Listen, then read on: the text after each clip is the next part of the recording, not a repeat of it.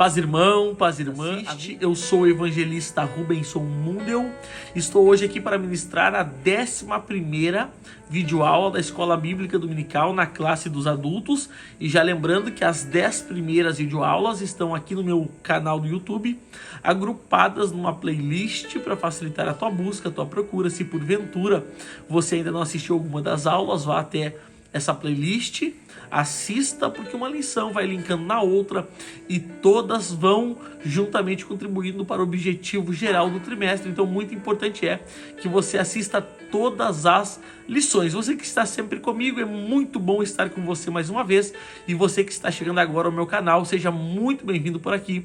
Por certo, será um canal de bênção para a tua vida. Nós estamos estudando nesse trimestre o plano de Deus para Israel em meio à infidelidade da nação. E a 11ª lição, que data do dia 12 de setembro de 2021, traz por título o reinado de Ezequias. O nosso texto áureo está em 2 Reis, capítulo 18, versículo 5, que diz: No Senhor, Deus de Israel, confiou de maneira que depois dele não houve seu semelhante entre todos os reis de Judá, nem entre os que foram antes dele. A nossa verdade prática: Deus sempre ouve e guarda os sinceros de coração, que o obedecem e procuram agradá-lo. Deus sempre ouve e guarda os sinceros de coração, que obedecem e procuram agradá-lo, né? Está aí a nossa verdade prática. A nossa leitura bíblica em classe se encontra no livro de 2 Reis, capítulo 18, do verso 1 ao verso 3, o verso 13, 28 e 29, e no capítulo 19, versículo 1, versículo 5 ao 7, 15, 16, 20 e 21. Eu já te aconselho a não apenas ler essas referências que passei agora, mas faça a leitura de todo o 2º livro dos reis de Israel. Por certo, vai ser uma leitura que te acrescentará em conhecimento da palavra de Deus. O objetivo geral da 11ª lição é asseverar que o Senhor ouve a oração dos que o temem.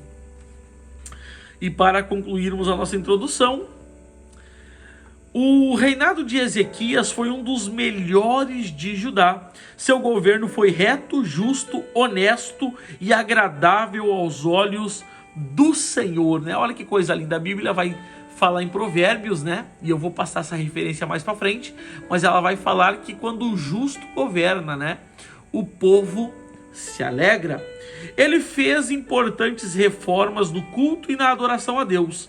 A partir da destruição dos ídolos de Judá, reestruturou todo o sistema religioso, o que culminou num grande avivamento para o povo de Deus, né? Então, sempre que o povo volta aos princípios da palavra e se arrepende e adora em espírito e em verdade, o avivamento, ele se aflora no seio daquela comunidade. Está aí então a nossa introdução, um resumo prático, claro e objetivo da nossa introdução. Adentraremos agora os nossos tópicos e subtópicos, e como sempre eu quero resumi-los de forma clara, de forma prática e de forma objetiva. Então você pegue papel, pegue caneta, um bloco de notas para anotar todas as referências que aqui passamos, e vamos aos tópicos. Tópico 1, o justo reinado de Ezequias. O tópico 1, ele tem 3 subtópicos. O primeiro deles, um rei reformista. Ezequias instaurou uma ampla renovação espiritual do povo de Deus. Em Jerusalém, reuniu os sacerdotes e levitas e lhes propôs uma nova aliança com Deus.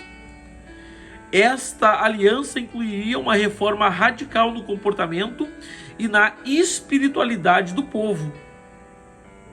O rei mandou destruir os altares pagãos, reabrir as portas do templo, restabelecer as ofertas e os sacrifícios, reinstituir os ofícios sacerdotais e ainda celebrar a Páscoa. Ou seja, Ezequias ele colocou em ordem todo o ritual, o processo do ritual religioso do povo de Israel que Deus havia dado a Moisés.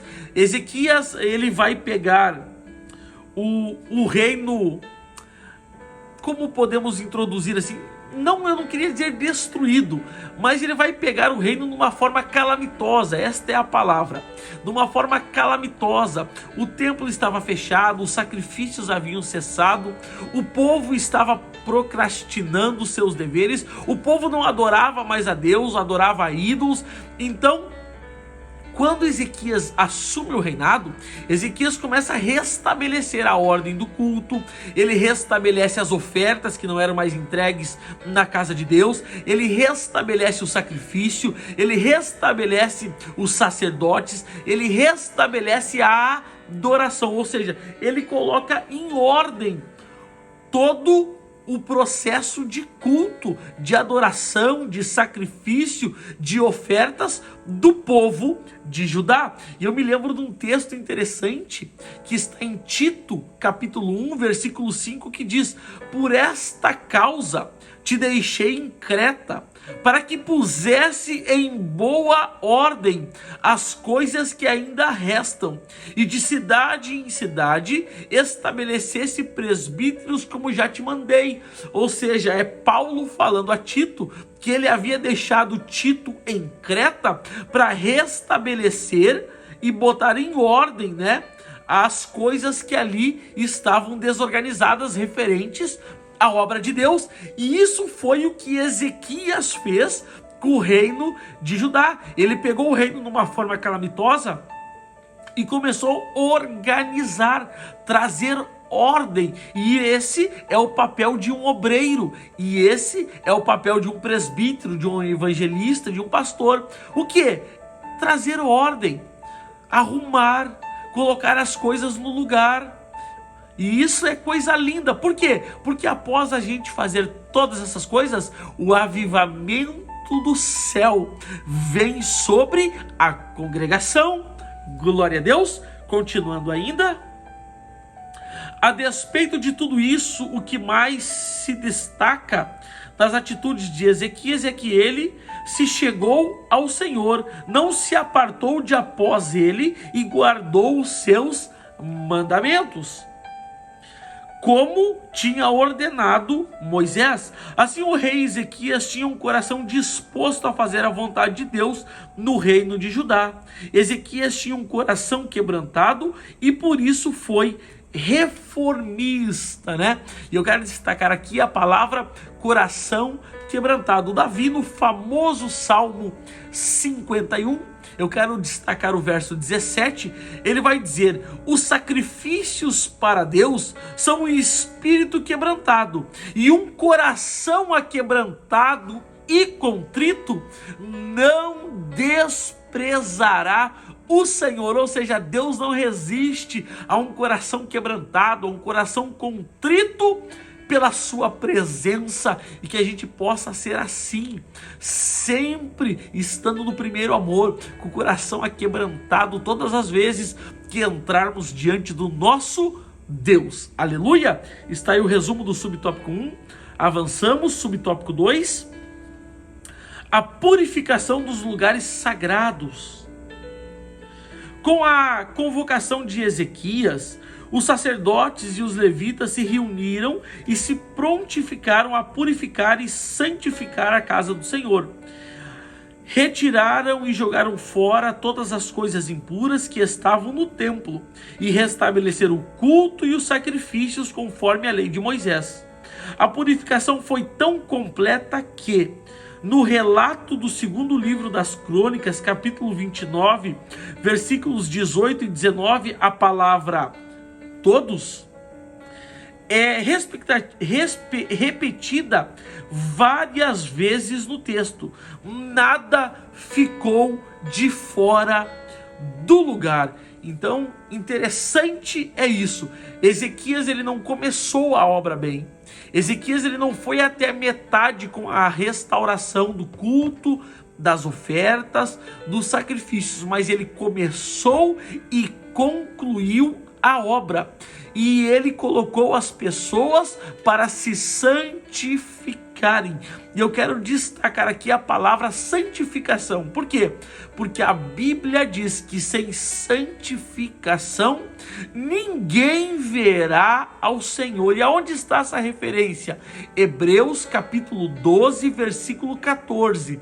Segui a paz com todos e a santificação, sem a qual ninguém verá o Senhor.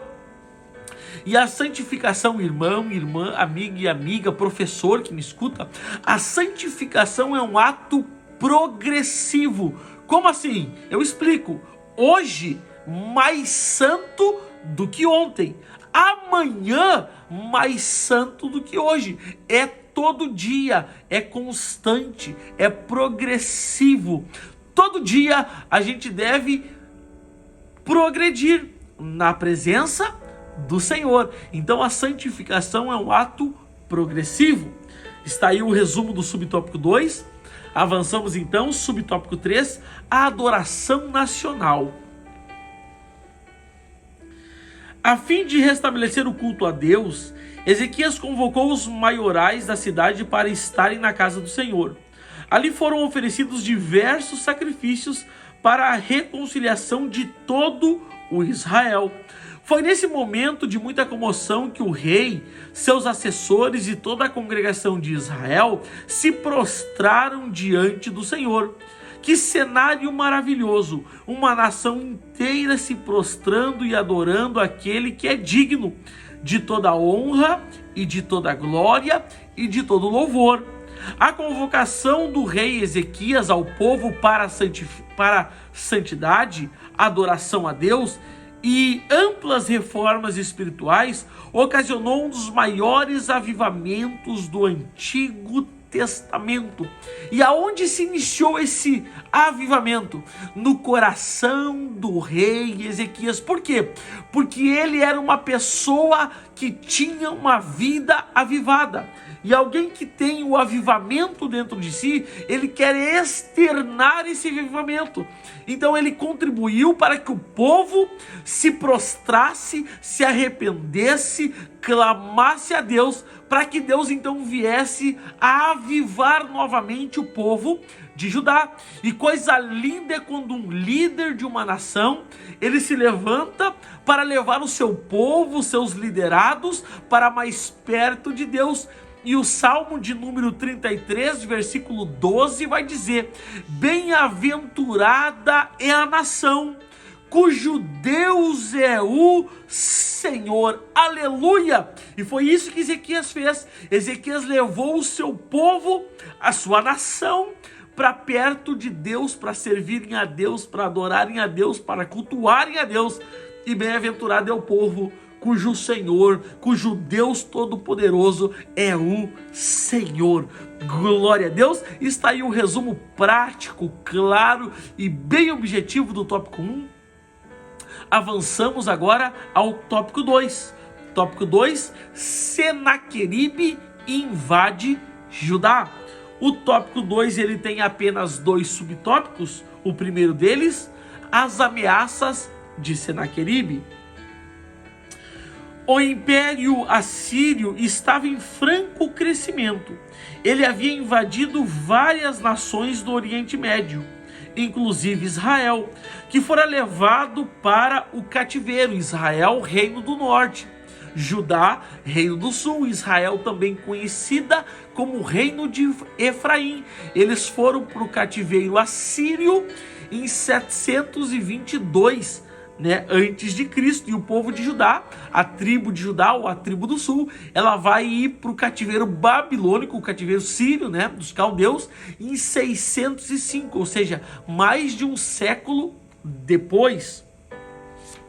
Agora Senaqueribe, rei da Assíria, achava que poderia fazer o mesmo com Judá. Foi então que resolveu expedir seu poderoso exército para sitiar Jerusalém e ameaçar o rei Ezequias, visto que ele havia se rebelado contra o governo assírio, E o que é isso? Isso é o inimigo, o inimigo sempre tentará nos intimidar, pois ele não quer que a obra de Deus vá à frente. E sempre que alguém se levantar para fazer a diferença, sempre que alguém se levantar para se opor às forças do inimigo, o inimigo sempre tentará intimidar essa nação, esse grupo de pessoas, quem sabe, essa pessoa. E eu me lembro de Sadraque, Mesaque e Abednego, que eles estavam na Babilônia, e o rei construiu a estátua e falou que todos deveriam se prostrar e adorar. Mas esses 3 jovens se oporam, se posicionaram. Então o rei, instigado por Satanás para intimidá-los, falou que jogaria os 3 na fornalha de fogo ardente se os 3 não se prostrassem. Mas eu glorifico a Deus. Por quê? Porque eles não recuaram, eles não se intimidaram, eles não se amedrontaram. Por quê? Porque o inimigo pode tentar intimidar eu e você, mas mais poderoso que o diabo é Jesus Cristo de Nazaré, o nosso Senhor e Salvador. Glória a Deus.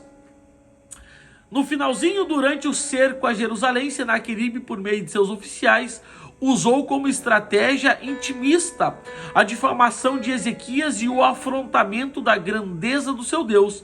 Como seu propósito era abalar a moral do rei e do povo, todas as injúrias foram pronunciadas em hebraico, né? Então a intimidação de Senaqueribe não funcionou com Judá, assim como Golias, ao intimidar o jovem Davi não se sentiu intimidado por aquele incircunciso que afrontava o exército do Deus vivo. E assim foi com o rei Ezequias. Ele não se intimidou com aquele ímpio rei Senaqueribe, querendo intimidar a sua nação, mas ele confiou no Senhor. E quem sabe essa palavra ache guarida no coração de algum irmão, de alguma irmã que nos escuta. Quem sabe alguém está tentando te intimidar, quem sabe alguém tem feito chantagem contigo, quem sabe alguém tem falado que vai te destruir. Não te intimide, porque maior é o que está conosco do que aquele que está com eles. Maior é o nosso Deus,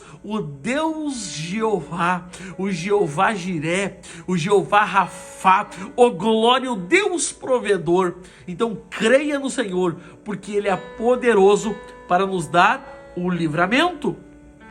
E quando o inimigo tentar nos intimidar, porque estamos fazendo a obra de Deus, porque estamos pregando a palavra, evangelizando, louvando, levando ajuda aos necessitados, levando as boas novas aos que não têm mais esperança, e o inimigo vier nos intimidar, assim como fez Sambalate e Tobias com Neemias, a gente possa olhar e dizer: estou fazendo uma grande obra e não posso parar. Oh glória! Você pode glorificar a Deus, você pode glorificar ao teu Senhor, você pode levantar a sua mão e liberar uma palavra de adoração. Bendito seja o nome do Senhor. Avançamos, subtópico 2. O temor do rei Ezequias. As ameaças dos assírios pasmaram Ezequias e o medo se espalhou por toda a corte de Judá, o que levou o rei a consultar o profeta Isaías, e a palavra dele foi de vitória para o povo de Deus. Aqui aprendemos que a obediência a Deus não é sinônimo de ausência de problemas e enfrentamentos. Entretanto, a mão poderosa do Altíssimo nunca deixa seu povo desamparado. Então, por mais que o rei Ezequias fosse um rei temente, fosse um homem crente de verdade, a afronta veio, o problema veio, a guerra chegou até a sua cidade. Mas ele é crente, irmão, ele serve a Deus, ele dá dízimo, ele é fiel, ele prega, ele canta, ele Ele está no coral, ele está nos departamentos. E como é que vem a afronta? Como é que vem o problema? Como é que vem a dificuldade? Irmão, servir a Deus não é sinônimo de ausência de problema, muito pelo contrário. A Bíblia vai nos ensinar um princípio no Evangelho de João, capítulo 16, versículo 33, a palavra diz: tenho-vos dito isso, é Jesus falando, para que em mim tenhas paz. No mundo tereis aflições, mas tende bom ânimo.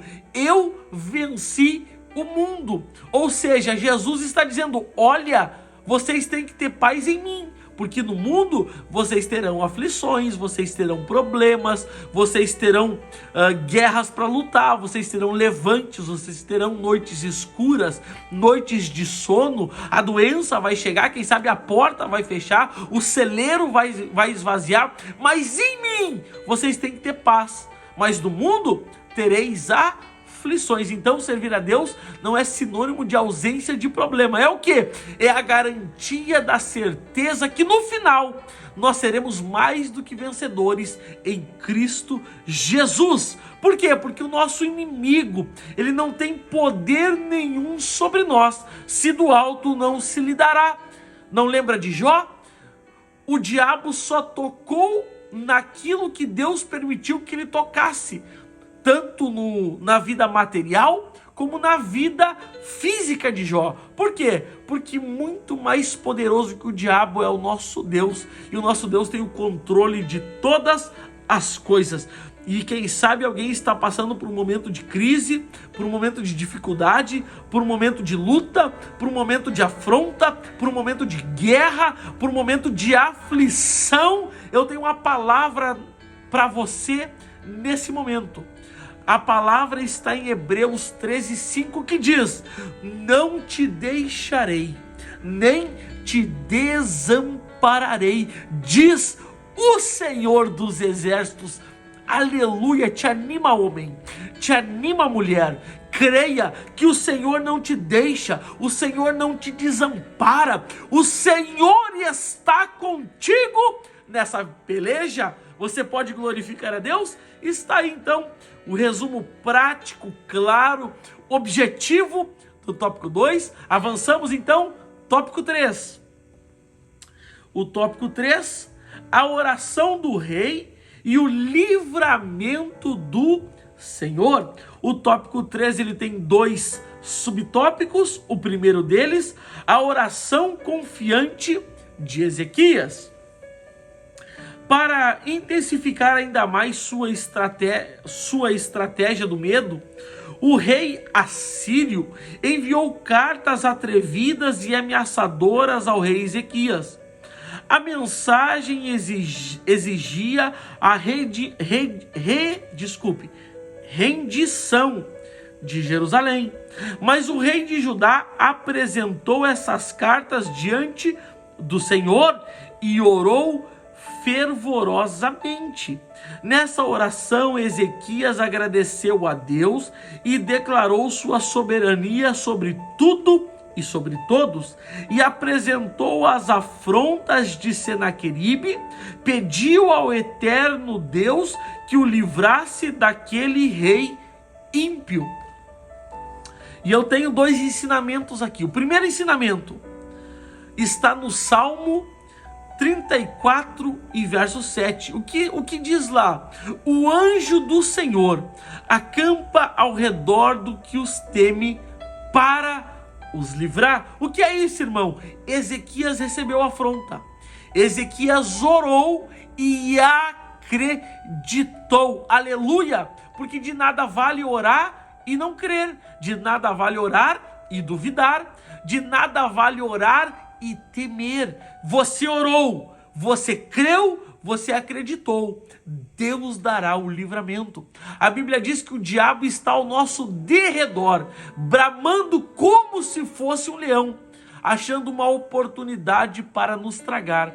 Enquanto ele está ao nosso derredor, o salmo que eu acabei de ler diz que o anjo do Senhor acampa ao nosso redor. Ou seja, o anjo está mais perto do que o diabo e ele acampa para nos livrar. Primeiro ensinamento: o anjo do Senhor nos livrará de toda a emboscada, de toda a seta, de toda a armadilha que o diabo preparou para a nossa vida. A Bíblia diz que nenhuma ferramenta preparada contra mim e contra a tua vida prosperará.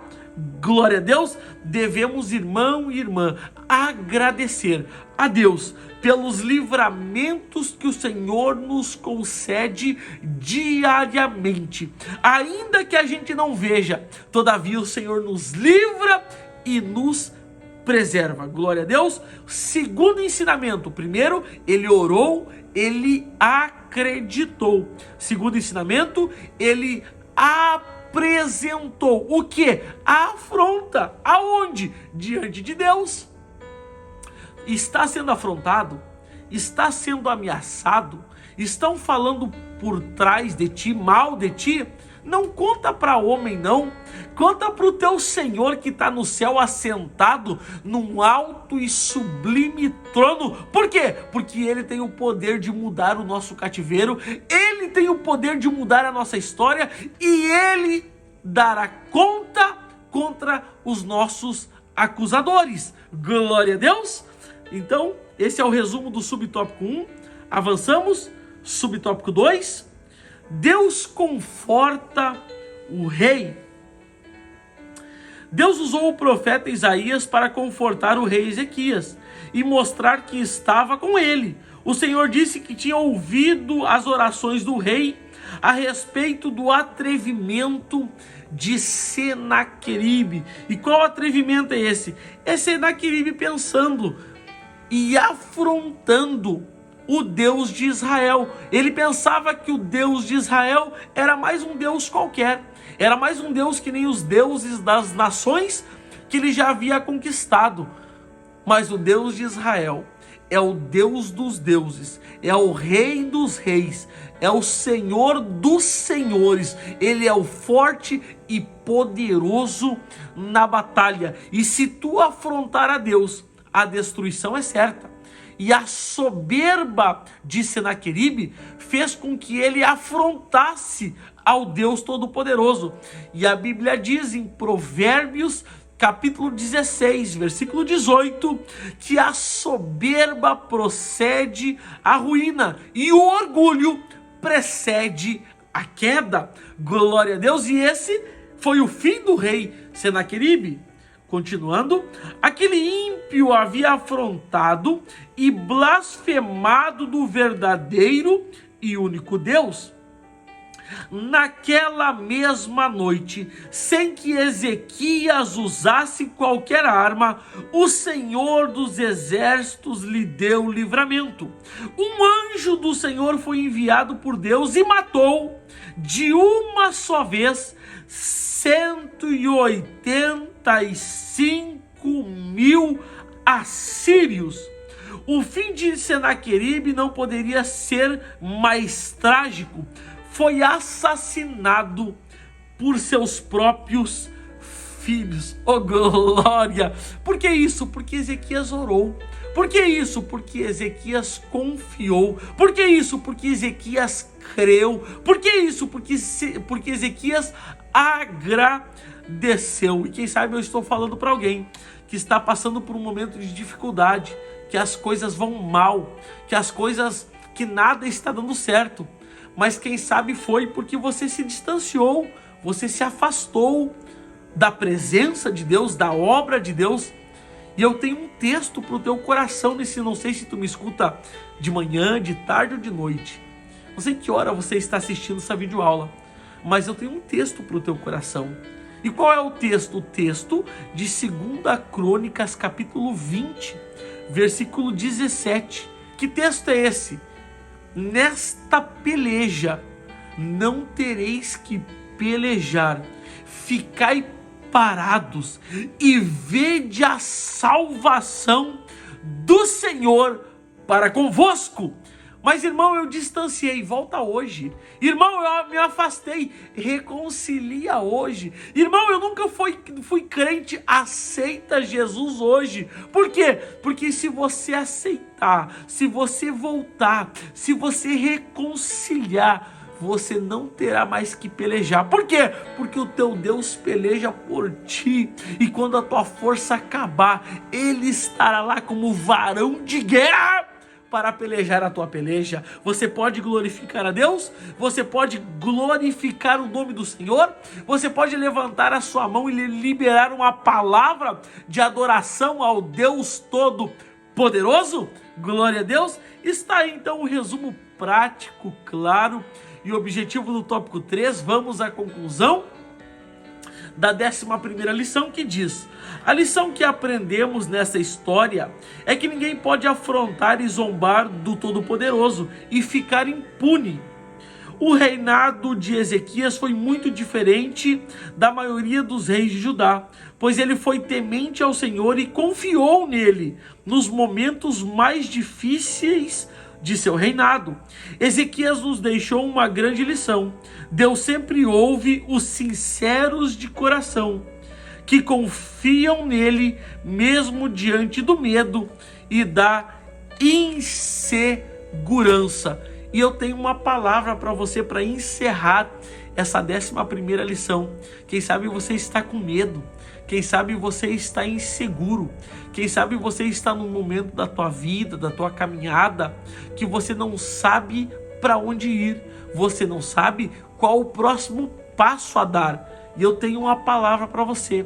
Salmo de número 37, versículo 5.